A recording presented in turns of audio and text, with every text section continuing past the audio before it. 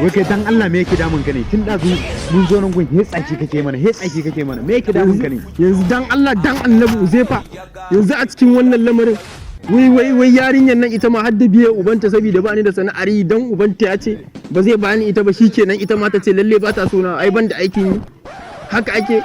ta san ba za ta aure ni ba ta jefa min soyayya ta a zuciyata. To ba dole ma kowace ya ta guje ka ba iya wannan keken fa iya shi ka mallaka yanzu rayuwar nan in dai baka da aikin yi baka da sana'a ya za a yi wani ya ɗauki isa ya baka me ya raba ku da Aisha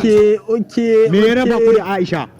na gane ka Uzaifa na gane ka kai ma wato ka goyi bayan su kenan to shi in ka bibi tarihinsa shi baban Fatin ai da bai da ko sisi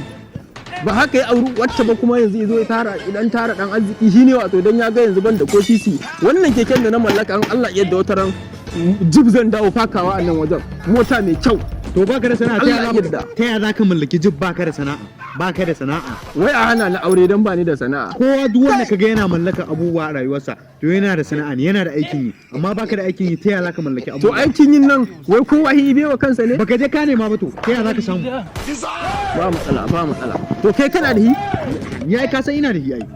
ba matsala a ci gaba da hana mu aure tun da ba mu da aikin yi a ci gaba da hana mu aure yan matan ai gasu nan sai yawo suke saboda ba a samu wani auren ta a dinga ba mu haka mana muna aura wallahi kama ban haushi wallahi an baka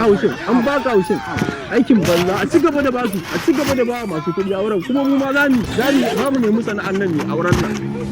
ba dai wulakanci bane irin na mutane